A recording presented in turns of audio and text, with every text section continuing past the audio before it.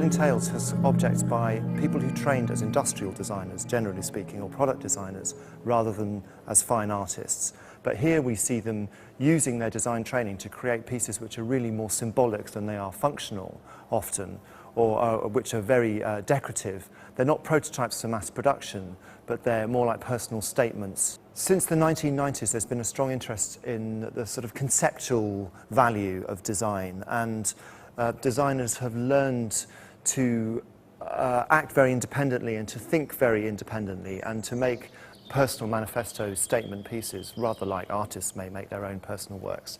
I particularly chose works for this exhibition which seem to have some kind of narrative content or references to history, or in this particular room where we're standing, references to fairy stories or more kind of general universal stories.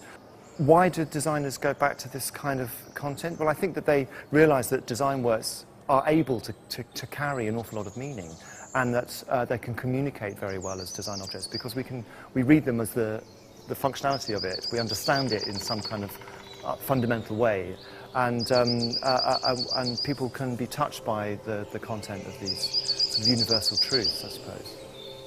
When we started off, we just thought that we didn't want to be in line of all the producers hoping that we could produce an industrial product for them, you know. And we tried to, the only thing we wanted to be is to be, you know, as free as possible in a creative way. So not linked and not limited to production processes and not to the market, not to clients, not to commercial aspects. Just only to be dependent on your own mind, to be the curator of your own mind. Nick and I thought that it would be kind of funny to imagine ourselves in, let's say, an office of a very bad person. You know, a person who makes the money over the backs of the poor. I think that's kind of satirical, yes. But also that doesn't mean that satirical can't be beautiful. I think they also have a sculptural quality, which is very important to our work. For me, it's using certain sort of techniques or using certain sort of craft is a way of getting across, as you said, a story, and kind of having people look at objects in a new way. And you know, for me, because I've always been sort of inspired by these specific objects, it's about looking at their story and sometimes creating stories about them and then telling those stories to other people. I found this old fox, and its ears were already very broken and sort of disintegrating. And it was sort of the damage that it had already sustained through its life as an object that inspired me to sort of create the idea of the golden maggot, which is, you know, for me it's a lot about the process of, you know, life and death, and not looking at maggots as a sort of disgusting creature, which is how they're usually viewed, and by sort of recreating them in golds, it gives them sort of a new life and a new way of looking at them. We work in this context of design, industrial design, which has kind of been hijacked by a minimalist agenda, which stylistically is very strong, but in terms of content, very meaningless.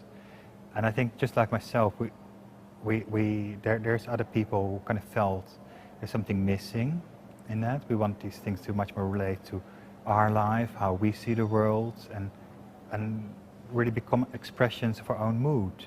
Around here, 2000, 2001, I became very interested in the whole idea of decoration. I realized that this was something that, as designers going through industrial design art school, decoration is something we automatically thought not to do. And I kind of started to realize, well, why not? And there's something very interesting there.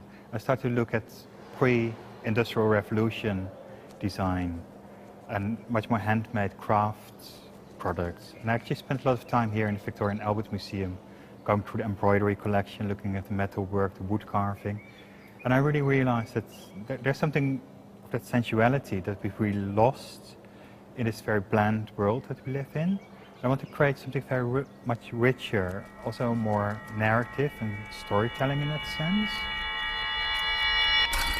Well, there is a term that's been around for a few years now describing this kind of work as design art. I think that it's a very contentious term and not really a term that I particularly like because it's very loaded. But I think there is definitely what we have here is a group of designers who appear to be acting rather like artists, and certainly with a similar kind of ambition as contemporary artists. But I really do think these are works of design first and foremost. I think that this type of work has really hit the forefront now, possibly because people are interested in having objects that are more interesting than just everyday design pieces. They want things that are, you know, artistic and more conceptual, but still are things that they can live with and experience on a day-to-day life. This whole notion about design art, for me, it does not exist. I am a product designer, I'm trained to be a product designer, and that's what I do. And I don't believe that I'm an artist. I still have like other ideas about an artist who is digging, asking questions to the world, like I would almost say like an elementary scientist.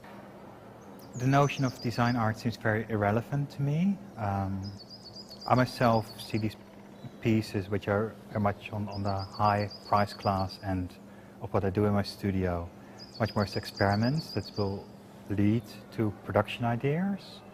And I think it's actually quite dangerous to start take this design art market as something completely serious.